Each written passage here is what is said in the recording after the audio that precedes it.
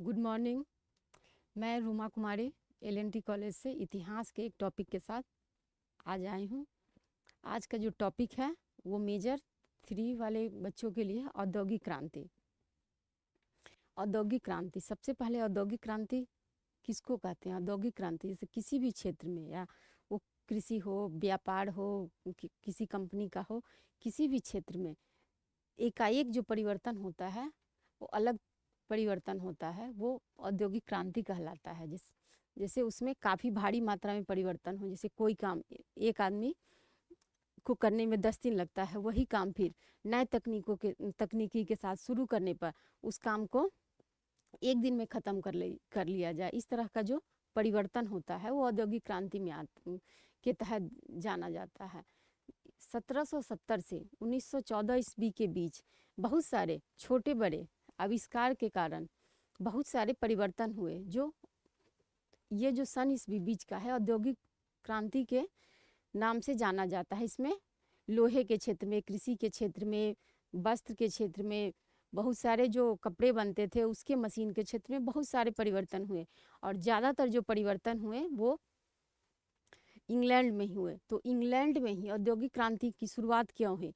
इसका सबसे महत्वपूर्ण कारण था कि इंग्लैंड जो है सो बहुत सारे बड़े बड़े देश जैसे अमेरिका हो गया, कनाडा हो गया, भारत हो गया, इन सारे देशों को अपने अधीन कर चुका था, उपनिवेश बना रखा था, जिसके कारण उसको कच्चे माल आसानी से मिलते थे। और एक दूसरा कारण था, इंग्लैंड जो है वो लगभग 3 भाग से समुद्री मार्ग से घिरा हुआ था, और पहले जो है व्यापार समुद्री मार्ग से ही ज़्यादातर किया जाता था।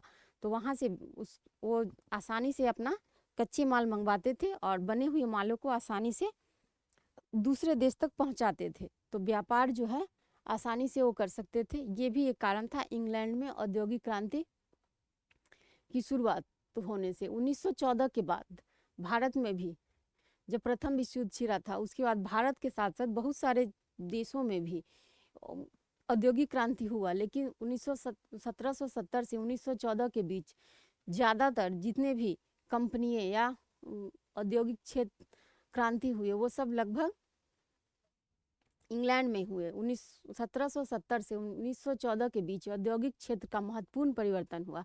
यह परिवर्तन इतनी संख्या में, विविध स्वरूप में, व्यापक रूप से घटित हुआ है कि औद्योगिक क्रांति कहा जाने लगा। मतलब हर एक क्षेत्र में अलग अलग तरीकों से इसमें वृद्धि हुआ था, जिसके कारण इसे औद्योगिक क्रांति का नाम दिया गया था। इसका आरंभ इंग्लैंड में हुआ था, धीरे धीरे संपूर्ण यूरोप तथा पूरे दुनिया में फैल गया।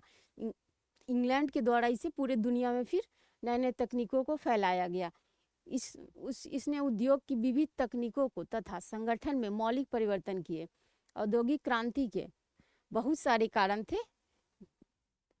एक कारण नहीं था कि इसके कारण परिवर्तन हुआ। इसके छोटे बड़े बहुत सारे कारण थे जिससे उद्योग के क्षेत्र में, व्यापार के क्षेत्र में बहुत सारे परिवर्तन हुए। जिसमें जो पहला कारण है, औद्योगिक क्रांति की शुरुआत इंग्लैंड से हुई थी।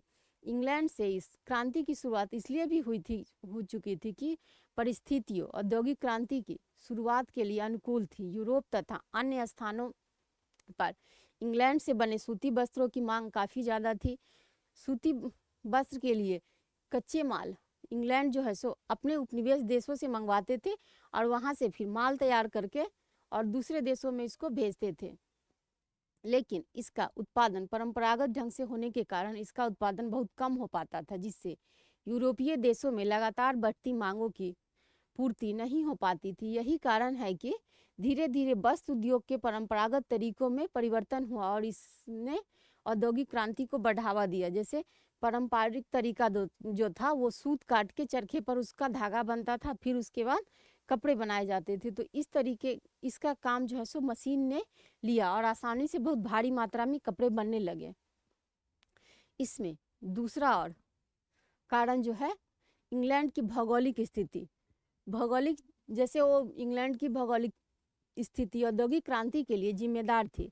इंग्लैंड चारों तरफ से समुद्र से घिरा हुआ था, जिसके मध्य से वह संसार के सभी देशों से जल के मार्ग द्वारा संपर्क स्थापित कर सकता था। इंग्लैंड के समुद्र के तट पर अनेक प्राकृतिक बंदरगाह थे, जिससे उसकी जहाज रानी अन्य यूरोपीय राज्यों की तुलना में ज़्यादा तेजी से विकास हुआ।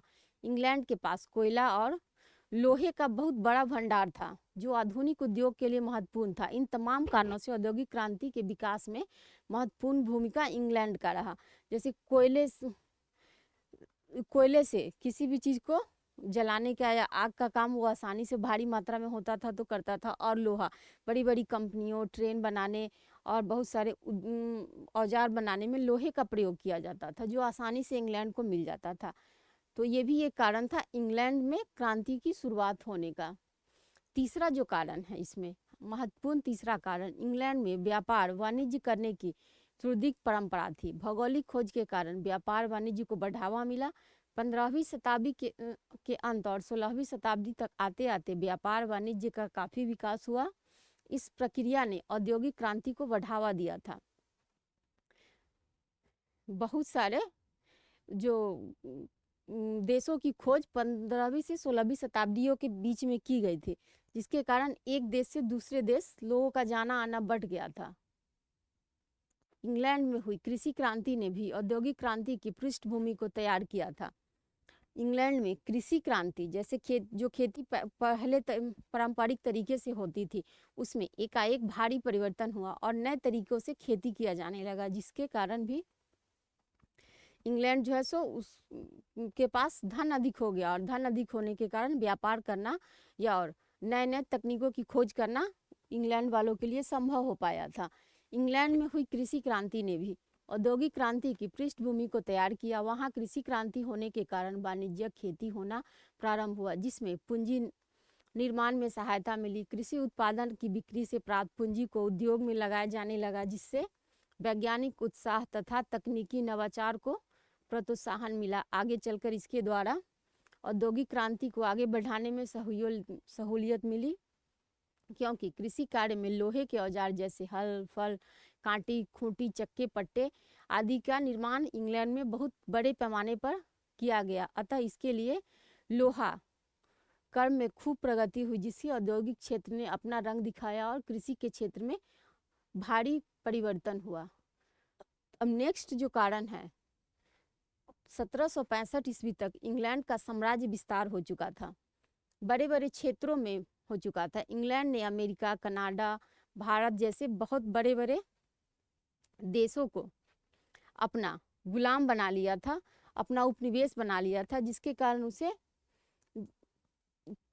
उसके लिए व्यापार करना आसान हो गया था। कच्चे माल आसानी से कम कीमत पर मिल जाता था और बेचने के लिए उपनिवेश देश में जो है बाजार भी मिल जाता था, जहां वो अपने माल को भारी कीमत लगा के बेच सकते थे।